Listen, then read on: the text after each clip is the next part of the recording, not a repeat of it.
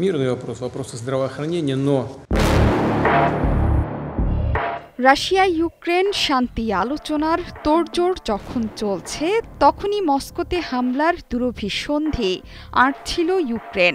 দেশের ভেতরে প্রবেশ করে অন্তত ৪০টি বোমারু বিমান ধ্বংস করেছে কিয়েভ। এমনকি ইউক্রেনের হামলায় দক্ষিণে রুশ নিয়ন্ত্রিত অঞ্চল জাপোরিজিয়া এবং খেরসন অঞ্চলের বিদ্যুৎ বিচ্ছিন্ন হয়ে পড়েছে।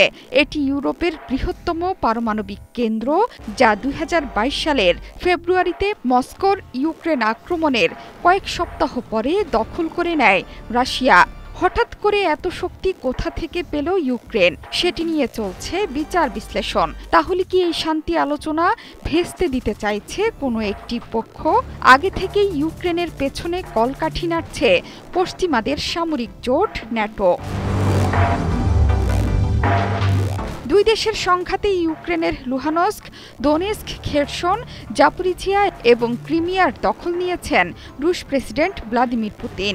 এখন যে কোনো ব্র্যান্ডের পুরাতন এসি বদলে নতুন ওয়ালটন এসিতে উপভোগ করুন 25% ছাড়।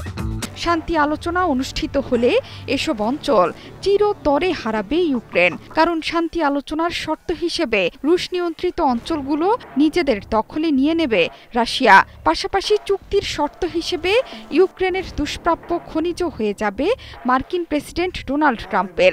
আর এসব কিছুর শুরু থেকেই বিপক্ষে ছিল ইউরোপের দেশগুলো। তারাই এখন নেপথ্যে কলকাঠি নাড়ছে ইউক্রেন যুদ্ধের।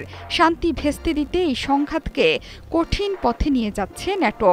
রাশিয়ার পক্ষ থেকে হুমকি মোকাবেলায় এরই মধ্যে যুদ্ধ মহড়া শুরু করেছে ন্যাটোভুক্ত কয়েকটি দেশ। রাশিয়া ইউক্রেনের ড্রোন হামলার পরপরই জার্মান প্রতিরক্ষা প্রধান বলেছিলেন, আসছে ৪ বছরের মধ্যে ন্যাটোভুক্ত দেশে হামলার প্রস্তুতি নিচ্ছে রাশিয়া। мирный вопрос, вопросы здравоохранения, но রাশিয়া ইউক্রেনের হামলার সরাসরি প্রভাব পড়েছে তুরস্কের শান্তি আলোচনাতেও। দ্বিতীয় দফার আলোচনা শুরুর ১ ঘণ্টার মাথায় ইস্তাম্বুলে শেষ হয়েছে রাশিয়া ও ইউক্রেনের মধ্যকার সরাসরি আলোচনা।